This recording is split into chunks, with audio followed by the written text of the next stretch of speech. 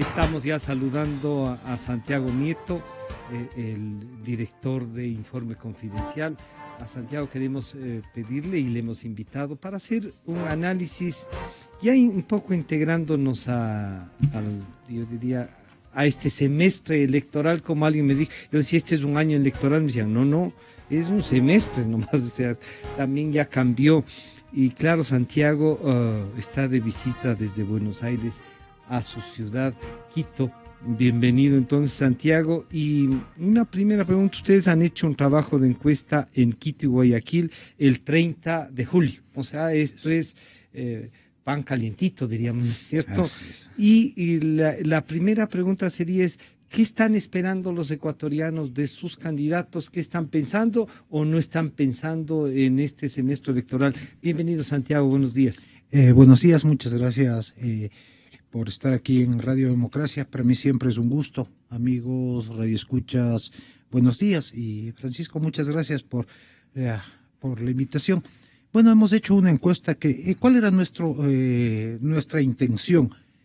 Ver el enfoque desde los electores. No, siempre las últimas cifras que hemos visto han estado dando las vueltas dentro de los intereses de la clase política, lo cual es un error porque se divorcia de los verdaderos sentimientos y lo que quieren los ciudadanos en común.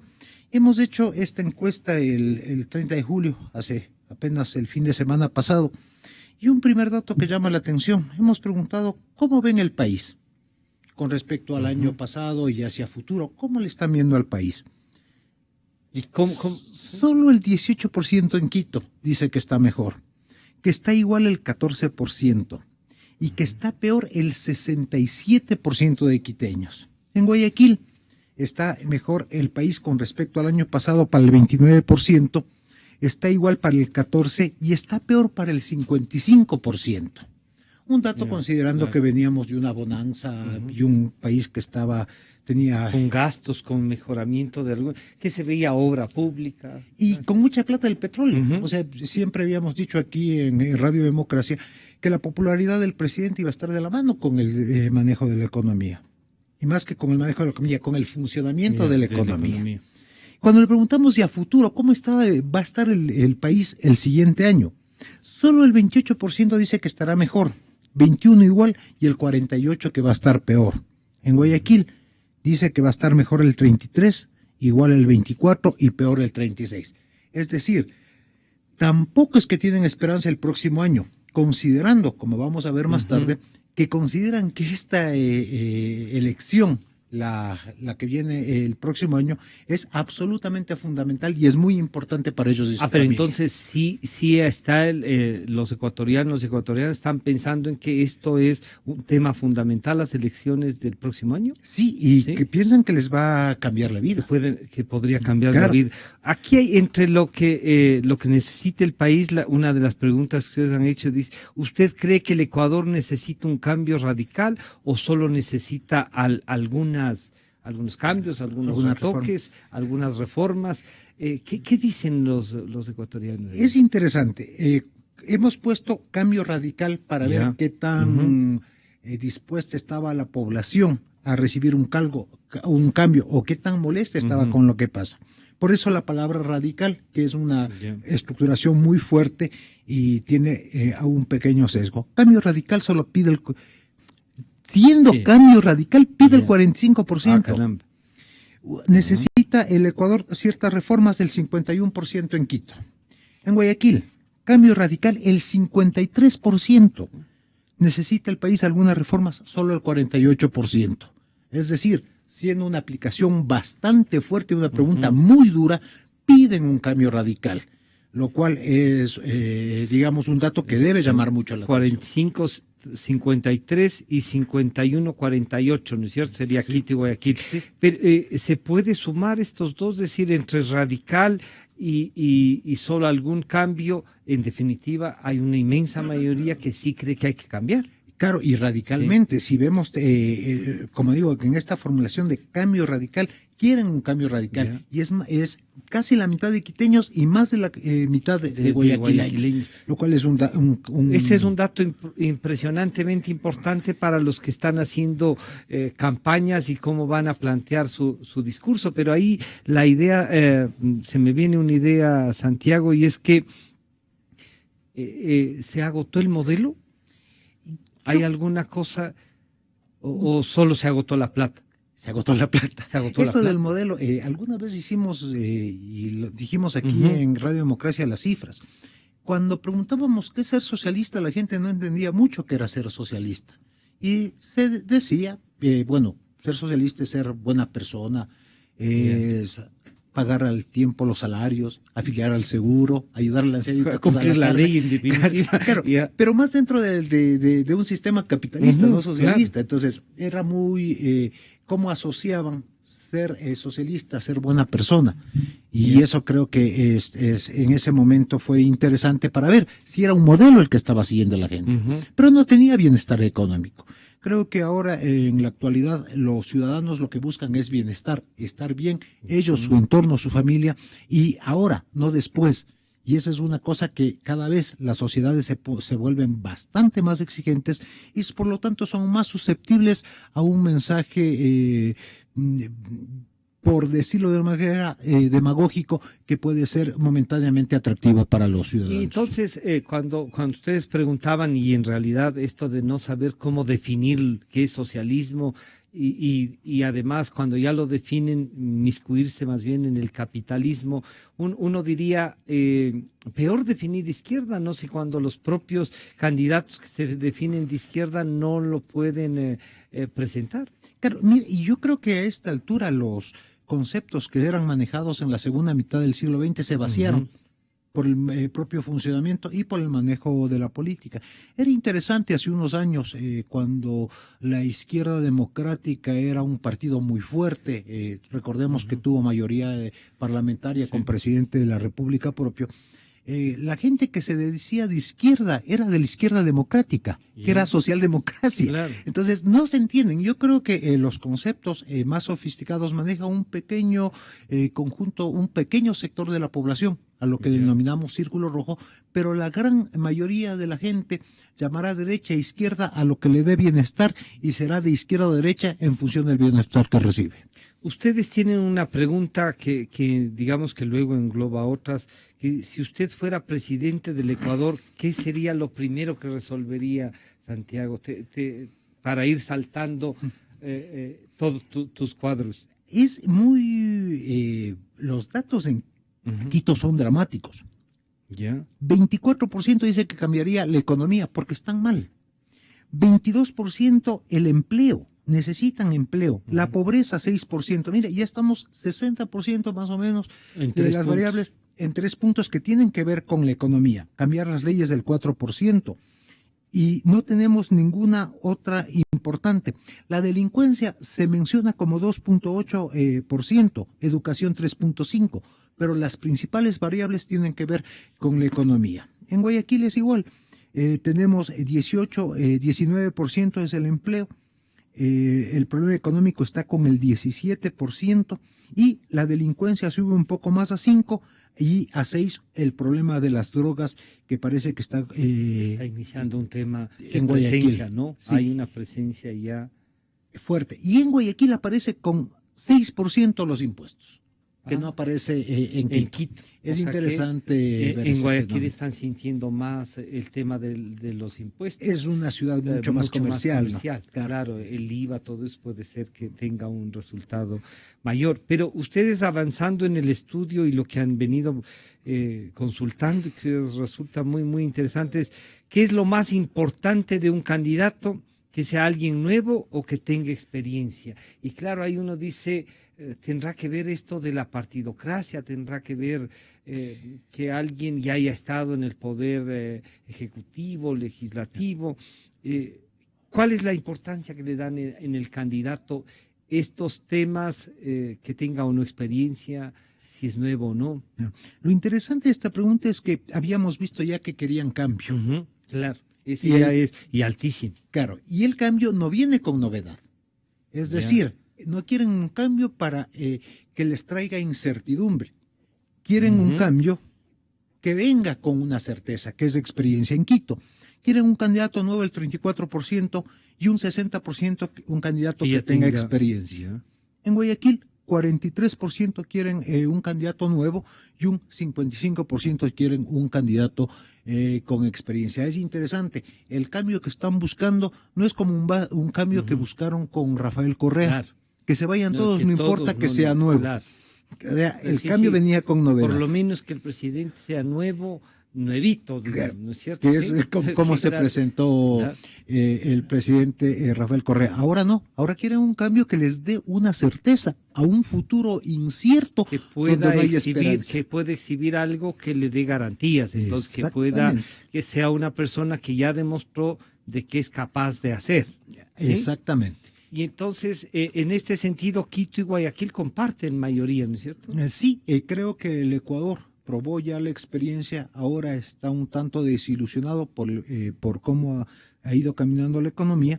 De hecho, las cifras del gobierno, a las que nos tenía acostumbrados muy altos, 60, 65, 70%, se ven bastante disminuidas, y esto hace que el cambio sea con certeza. La gente quiere certeza, quiere algo que les indique un rumbo y no quieren lanzarse al vacío. Estamos conversando con Santiago Nieto de Informe Confidencial, pero Santiago, esto no choca con estas cifras, con estas otras que señalan que todavía hay una adhesión fuerte, no solo al presidente de la República, sino a su movimiento Alianza País, o son también pueden intercambiar opinión sobre el tema. Bueno, vemos que, como digo, a medida que vaya avanzando la campaña y la situación económica, si el gobierno garantiza un cambio donde su experiencia podría usar les da esto, certeza, pero sirve para todos. Sí, sirve claro, para todos. Incluso para el gobierno. Incluso para el gobierno. ¿Y por qué? Porque los candidatos del gobierno se verán enfrentados a otros. Esos otros, tenemos algunos candidatos ya visibles, pero el cómo manejen la campaña podrán representar o no este cambio que pide la gente con experiencia, o podrán también afinar su discurso para responder y tratar de solucionar las necesidades que tiene la gente en su cabeza en este momento, en su entorno, en su vida cotidiana. Pablo Guerrero me pide que te hagamos una consulta. Dice, estimado Santiago Nieto, si la respuesta del cambio radical, y lo pone entre comillas, es tan alta, ¿hay espacio para una constituyente?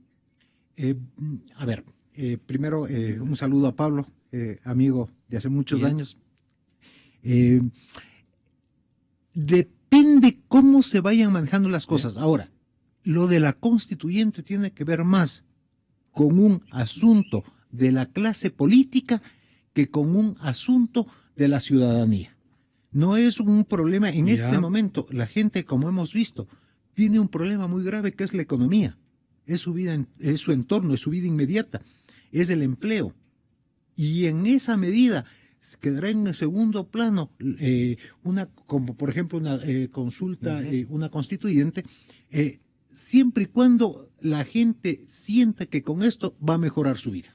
El alcalde de Guayaquil, en Ecoavisa, decía el señor abogado Jaime Nebot que es necesario una asamblea constituyente, y ahí decía que no es necesario, una asamblea constituyente para cambiar lo que este momento sucede, sino que hay mecanismos. Esto fue lo que dijo Santiago Panam. Lo ortodoxo sería ir a una asamblea constituyente. En eso tiene razón Enrique Ayala. Pero eso sería como decirle al pueblo en la práctica, vamos a ir a una elección, captar con el voto popular el poder legislativo y luego convocar a una nueva elección para volver a captar otro poder legislativo. Yo creo que hoy hay en la Constitución de la República y en las leyes pertinentes un mecanismo que hay que abordar para hacer un cambio rápido. Porque de la Asamblea Constituyente y su funcionamiento, de la Asamblea Constitucional y su funcionamiento, depende en muchísimo la posibilidad de que el nuevo gobierno pueda cambiar las actuales situaciones, desmontar una serie de cuestiones que realmente no permiten gobernar con éxito, entendiendo como éxito el hacer realidad los sueños de la gente y en cambiar su vida para mejor. Yo no creo que es necesaria una asamblea constituyente para cambiar lo que hay que cambiar y hacer lo que hay que hacer. Exa FM. Ahí tienes una posición que de un político, pero que también cree que es más bien un mecanismo para arreglar. Yo creo que es un mecanismo. Ahora, depende de cómo quien gane la presidencia, el grupo que llegue al poder, vea el funcionamiento del Estado. Creo que las reformas con que el actual gobierno avanzó para reformar el Estado, para crear instituciones, etcétera, creó una maquinaria, un engranaje que depende de cómo uno quiera funcionar para que éste sea válido o no. Claro, porque muchos de este engranaje va a permanecer, así ganen los otros. ¿No es cierto? Exactamente. Claro, y va a permanecer el cuarto poder del Estado, el quinto, cortes constitucionales, juzgados, mecanismos de control, etcétera. Podrían ganar unos, pero mantener el poder los otros. Y, como digo, depende hasta cuánto quieren el alcance y hasta cuánto pueden realizar sus políticas. El próximo gobierno quiere realizar sus políticas con este sistema que está diseñado para un tipo de gobierno. Y ahora, y concatenando esto, dice, ¿cuán importantes son las próximas elecciones para usted y su familia? ¿Mucho, algo, poco, nada? La gente ya está interesada en el tema de la política y de las elecciones. Es interesante ver cómo la gente piensa mayoritariamente que las próximas elecciones son muy importantes para ellos. En Quito, el 56% dice que eso es muy importante la elección, en la próxima elección. 28% dice que es algo importante, poco importante el 9% y nada importante el 6%. La gente está viendo de todas maneras a la elección como un mecanismo para mejorar su vida, más allá del pesimismo que tiene. En Guayaquil, 37% piensa que las próximas elecciones son muy importantes, algo el 39%, poco el 18% y nada el 5%. La gente está pendiente de la elección. Esto significaría entonces que los posibles candidatos deberían tomar en cuenta no solo lo que ya hemos analizado antes, sino que hay que prepararse para el cambio como sociedad también. Exactamente, y yo creo que, y hablábamos también aquí mismo en Radio Democracia hace un par de meses, cómo es muy... La clase política se ha alejado de los ciudadanos al hablar solo de sus problemas, no de los problemas de ellos. Tomar en cuenta el sentido de la gente, la dirección que la gente está viendo esta elección, me parece a mí absolutamente fundamental. Y entonces ahí la pregunta es, ¿a usted le gustaría que suceda con las próximas elecciones? ¿O qué le gustaría que suceda? ¿No? ¿Que se provoque un cambio en el país o que se mantenga el mismo rumbo? Y esa es una pregunta que claro que ahí sí define, hay un rompimiento, ¿no es cierto? Y aquí viene un dato muy duro, que haya un cambio del 69%, el mismo rumbo el 30%, en Quito, en Guayaquil, cambio 68%, el mismo rumbo el 29%. En varias preguntas hemos visto cómo es que se está interpretando el cambio, y a medida que se va preguntando el cambio es una necesidad para los ciudadanos, porque el momento actual, como vimos en el MUD, con relación al año pasado y a futuro, no está respondiendo y no está resolviendo los problemas de la gente. El señor presidente de la República sostenía que en un diálogo con los medios de comunicación en Guayaquil, que si mañana fuesen las elecciones, Alianza País ganaría las elecciones. Y yo quería hacer que escuche Santiago esto, para ir con uno que la gente piensa si las próximas elecciones le cambiará en algo su situación. Esto dijo el presidente. Guayaquil ha sido varias veces fundada, pero jamás fundida. Se espera cualquier cosa, ¿no? Porque esa profunda reflexión filosófica pasará a los anales de la historia del pensamiento, no solo ecuatoriano, no solo latinoamericano, de la humanidad. Qué barbaridad, qué mediocre el discurso por las fiestas de Guayaquil. Pero mire, ese es el error que cometen frecuentemente nuestros opositores, que es una gran ventaja, ¿no? Confunden deseos con realidades. Ellos tienen encuesta. Saben que si mañana fueran las elecciones, los volvemos a derrotar en una sola vuelta. Y si he escuchado quejas de la falta de seguridad jurídica, falta de inversión, falta de confianza en el gobierno, será en la isla Mocolí, porque él sabe la confianza que tiene el pueblo ecuatoriano en su revolución ciudadana. Exa FM. Bueno, ahí choca con esto de que la gente quiere un cambio, de la confianza que tiene, pero podría estar pensando el señor presidente en ese 30% más o menos que dice que se mantenga un poquito el rumbo, ¿o no? Hay algunas cifras que todavía tenemos alrededor de un 40% que soporta el gobierno. No pensemos que eso se traslade en votos. Ya, o sea, una cosa es que le soporta y otra que esté dispuesto a votar por él. Exactamente, y que no haya malestar con lo que está pasando. Hay una cifra que es importante. El 85% de la gente cree que estamos en crisis.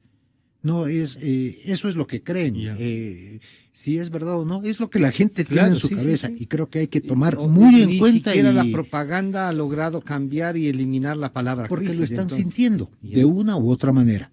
Según la encuesta, y estamos hablando de una encuesta del 11-12 de julio a nivel nacional, que la mencionaremos más tarde, el mejor candidato del gobierno no podría ganar en este momento la primera vuelta.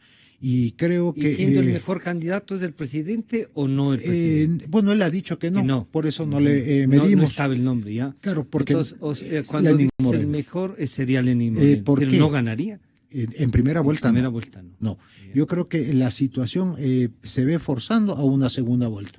Teniendo otro gran candidato para el correísmo, que es el vicepresidente Glass, que él en cambio también podría contener el voto del correísmo duro, que estamos hablando de un 28-30%, pero que no alcanza en ninguno de los casos a tener un éxito en primera vuelta. Estará en los otros candidatos el pasar a una segunda vuelta y definir ahí la elección. Tenemos todos también candidatos de oposición fuertes, con mucho espacio, mucha perspectiva. Me refiero a Guillermo Lasso por un lado y la candidata, llamémosle nueva, de Cynthia Viteri, que son dos candidatos potentes. El uno viene con mucho trabajo. Un trabajo ya más de 5 largo, años. Sí. Cynthia Viteri ya fue candidata presidencial, ha sido una mujer fogueada. De un partido también. En una zona importante. El respaldo de Neboda en Guayaquil. Claro, es muy fuerte. Puede ir sumando. Y si sale alguien de este acuerdo nacional por el cambio, que puede estar entre el general Moncayo, Enrique Ayala, alguien de Pachacútec o Lenin Hurtado de la Unidad Popular, de uno de ellos va a salir también uno. Creo que también otro gran... Claro. ¿Sí? Es un polo importante, la izquierda va a tener su votación, no le alcanza para la presidencia, sí para una presencia en la Asamblea, y un actor que aparece en estas últimas 2 semanas, la izquierda democrática. No nos olvidemos que la izquierda democrática... que se sumaría a este acuerdo nacional por el cambio, según lo que nos dijo el general Moncayo ayer. Eso digo, yo esperaría, siempre es... Eso va... Son aspiraciones, veamos qué pasa. Puede salir un candidato potente, se ha rumoreado nombres que podrían acompañar a la izquierda democrática. No, es bueno no decirlo porque son rumores, pero si un general Paco Moncayo, un Enrique Ayala Mora, son candidatos también potentes para el sector, que les puede ayudar a tener una presencia muy importante en la Asamblea. Pensemos que hay 2 objetivos estratégicos para los grupos políticos. El uno es la captación del poder del Ejecutivo y la otra es la captación del poder en el Legislativo. Sí. Y de ahí, continuando, decía, ¿usted cree que las próximas elecciones van a mejorar o no la situación económica del país? Y ahí viene el pesimismo. Nuevamente aparece el pesimismo en Quito. Sí van a mejorar para el 50%, no van a mejorar para el 41%. En Guayaquil sí van a mejorar para el 51%, no van a mejorar para el 37%. Y toman en cuenta, digamos, que el gobierno sigue el mismo hasta mediados, por lo menos, del próximo año. No tanto eso. La gente no tiene muy las fechas en la cabeza. Simplemente dicen que el próximo año está así. Porque se siente la crisis, se oye cosas muy feas, o sea, el rumor en la calle es que cosas muy feas. Percepción, como dicen, del riesgo país. Claro, y se siente en algunas otras investigaciones que hemos hecho sobre el desempleo, la percepción del desempleo es muchísimo más alta de lo que realmente demuestran las cifras, digamos, las cifras más pesimistas no se compadecen de lo que siente la gente. La gente siente el desempleo por cercanía, por referencia, etcétera, que hay muchísimo más desempleo que en lo que hay en este momento. Santiago, pero ahí viene otra, ¿no? Que ustedes la van manejando para ir encontrando respuestas. ¿Por quién preferiría votar en las próximas elecciones? ¿Por un candidato que ofrezca continuar con lo que ha hecho Rafael Correa o por alguien que proponga cambios a las cosas? Y aquí venía ¿Y se empata con lo del cambio o no? Claro, es que aquí lo que hicimos es ya forzar a ver un candidato lo que me preguntaba hace un momento. Continuar con lo que ha hecho Rafael Correa. En Quito, el 41% votaría por lo que por el continuismo, llamémoslo así, y por cambiar las cosas del 55%. Aquí ya tenemos un pequeño problema para ganar en primera vuelta. En Guayaquil, solo el 33% diría continuar con lo que ha hecho Rafael Correa, y para cambiar las cosas, el 61% de guayaquileños. Es decir, por donde veamos, porque la investigación lo que pretende es ver desde diferentes ángulos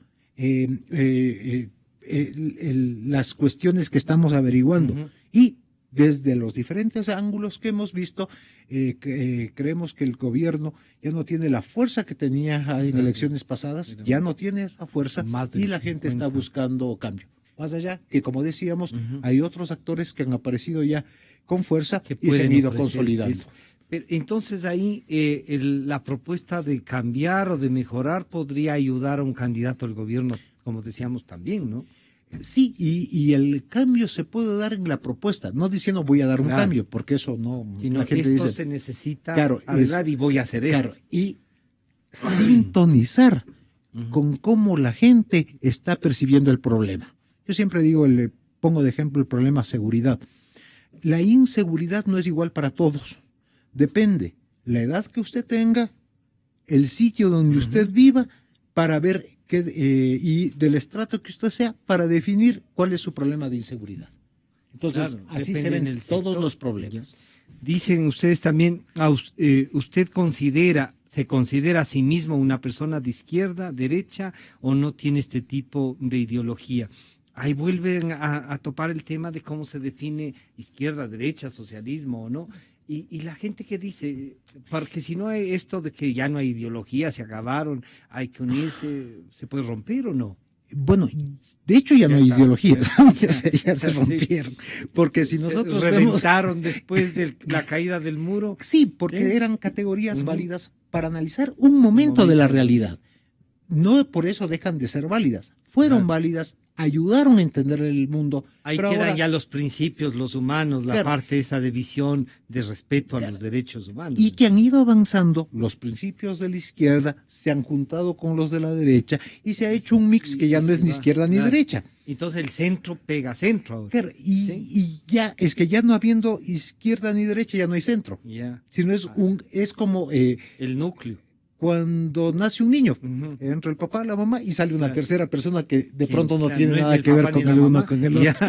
Sí, pero que puede heredar si le deja el presidente Correa. Algo le queda de los que... Pero ¿cómo se definen entonces? Claro, es interesante cómo en la discusión que se ha dado por acción de la comunicación, por un lado el gobierno, de la oposición, de poner izquierdas, derechas, es interesante cómo ha subido estas definiciones de la gente hacia sí misma. Y se considera de izquierda el 25%, se considera de derecha el 30%, y no tiene ideología o no se define bajo estos el 41% de la población. Ahora, no es que ahora 25% se hizo de izquierda o de derecha, sino que le ve la derecha como una posibilidad de salir de lo que llaman izquierda, y los de izquierda ven una posibilidad de avanzar en lo que tienen. Antes, cuando medíamos, y estoy hablando hace pocos años, de izquierda más o menos era el del 12 al 16, de derecha también era del 12 al 16, pero con la discusión y por la contradicción que se presenta en la sociedad actual por acción del gobierno y de la oposición, ahora se definen más así, más allá que tengan contenidos. Me pasa igual en Guayaquil. 23% dice ser de izquierda, 26% dice de ser de derecha, y no tiene este tipo de definición el 45% de la población. En otros países, estamos hablando incluso de México, un país bastante más politizado en términos de la del sistema de partidos clásico. Tenemos ahí un PRD muy fuerte, que es de izquierda, un PAN que es más de derecha, muy fuerte, el PRI que es... El PRI. Que es el PRIismo. Sí. Podríamos comparar, pero quedemos en que es el PRI. El PRI. Pero también las definiciones son bastante más escasas. La gente no se define de izquierda a de derecha, siendo, como digo, en la Ciudad de México, si vemos el PRD, que es un país un partido de izquierda, con Andrés Manuel López Obrador en la cabeza, la mayoría de mexicanos, donde gana siempre el PRD del Distrito Federal, no se define como de izquierda. Pero vota alguien que esgrima ese pensamiento. Y él mismo... Entonces hay como estudiar esa parte del cruce. Claro. Yo quiero que me represente este discurso. Claro. Pero lo interesante es que votan PRD para jefe de gobierno de la ciudad y votan PAN como pasó con Fox, porque hubo un voto cruzado. Derecha para la presidencia, izquierda para la jefatura. ¿Y qué es la gente? Ni de izquierda ni de derecha. Pero ahí tiene una cosa que resulta entonces importante ahí. La encuesta esta del APO, tú debes haberla revisado, decía que el Ecuador es un país conservador en definitiva, ¿no? Más del 70% con todas las respuestas hechas concluían de que es una sociedad conservadora. Así se define de izquierda. Nosotros, el Ecuador conservador, no. Yo creo que somos, gracias a la Revolución Liberal de 1895, el Ecuador logró, por ejemplo, la división de Estado e Iglesia, que me parece muy válida. Lo laico del Estado es eso, ¿no? Y viene desde ahí, viene el matrimonio civil, por ejemplo, cosas, logros que en el resto de Latinoamérica se dan en el siglo XX. Sí. Entrando ya a la segunda mitad del siglo XX, entonces creo que es muy loable el Ecuador, esta capacidad de ser más liberal, entendiendo... Pero se dice que es más tolerante, pero prefiere esta cosa conservadora. Conservador más Guayaquil. ¿Ah, sí? Bastante más liberal Quito. Y ahí viene una cosa, para votar por un candidato a la presidencia, ¿a usted le parecería importante que sea de derecha, de izquierda, o no le parece importante este tipo de definición? Dice en Quito que sea de derecha el 26, que sea de izquierda el 29. Y hablemos de que este fue un bastión del socialismo del siglo XXI, claro, que promulgaba el correísmo. Y no es importante para el 40% de la población. En Guayaquil, que sea de derecha el 26%, y ahí estamos hablando, claro, empata con la definición también. Claro, 24% izquierda, y no es importante el 44%. Teniendo un liderazgo en Guayaquil tan fuerte como es el del abogado Jaime Nebot, que solo diga que desean algo, como le dicen, no sé si él se autodefina así de derecha, no están votando, y vota el 70% por él, claro. Por él. Entonces estamos hablando. Incluido de los que se dicen de izquierda, capaz que perciben que esa es una forma de izquierda. Exactamente. Y como decía, al vaciar los contenidos, izquierda y derecha para la gente puede ser cualquier cosa que le cause bienestar. Ya. Entonces, para seguir avanzando en esto, la gente dice, y las próximas elecciones, ¿cree que las próximas elecciones van a ser transparentes o no van a ser transparentes? Esto es importantísimo porque también juzgan ahí entonces al órgano o al poder electoral, sería, ¿no? ¿Y qué dice la gente en esto? Yo creo que aquí hay una llamada de atención sobre todo a los organismos de control. Van a ser transparentes para el 43% en Quito y no van a ser transparentes para el 53%. En Guayaquil van a ser transparentes para el 48% y no van a ser para el 45%. Creo que este es un llamado de atención a los órganos electorales que dice la gente, cuidado, si algo llega a sonar feo o a verse feo, creo que van a ser cuestionados porque ya tienen, ya hay esa... Ya está en discusión, por lo menos, se generó duda. ¿Y esto crees que habrá sido por el pedido de la oposición, de que tienen dudas, de que no sienten garantías, de que quieren que se depure el padrón? ¿Esto influye o la gente dice, a ver aquí... Yo creo que por la demora de los resultados electorales, o sea, es más en lo que la gente vivió de los últimos procesos que necesariamente de lo que la clase política suele discutir. Eso yo creo que es bien importante. Hay discusiones que se quedan en los grupos más informados de la población y otras discusiones o tipos de percepciones, claro, que lo han vivido de alguna manera. Entonces tienen una sospecha al respecto. Después tienen ustedes, dice, ¿usted cree que en el Ecuador la gente tiene o no tiene libertad para expresar su apoyo al candidato de su preferencia? Esto un poco como que nos lleva a pensar que puede haber un voto oculto. Claro, y ver hasta cuánto la gente se siente libre a hacer una marcha, a participar. ¿sí? O se siente libre, o sea, de poder en una discusión decir, yo apoyo a tal.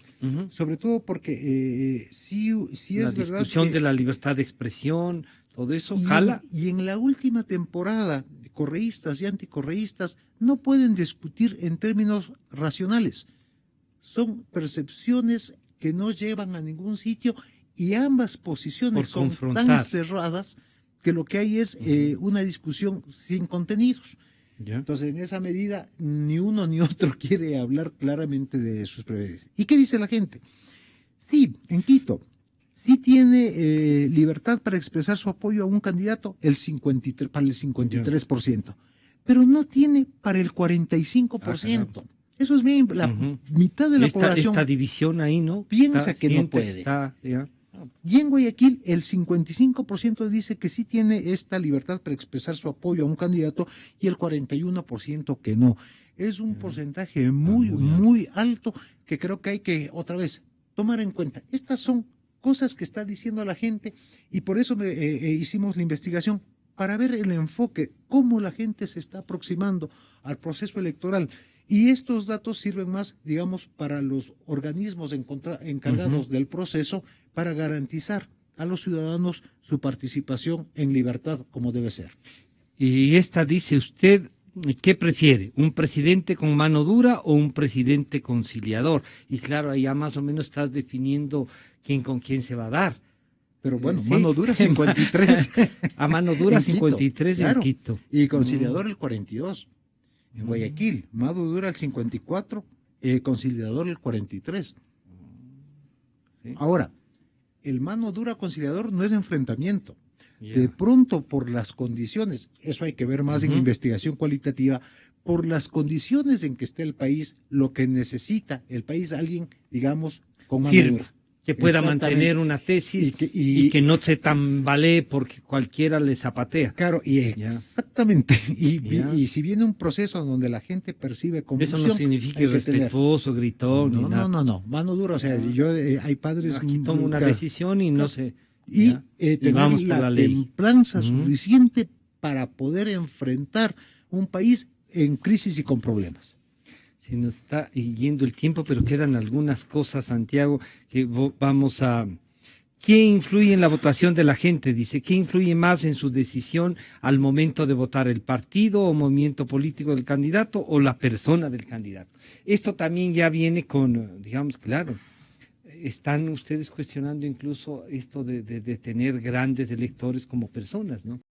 ¿Y qué dicen ahí?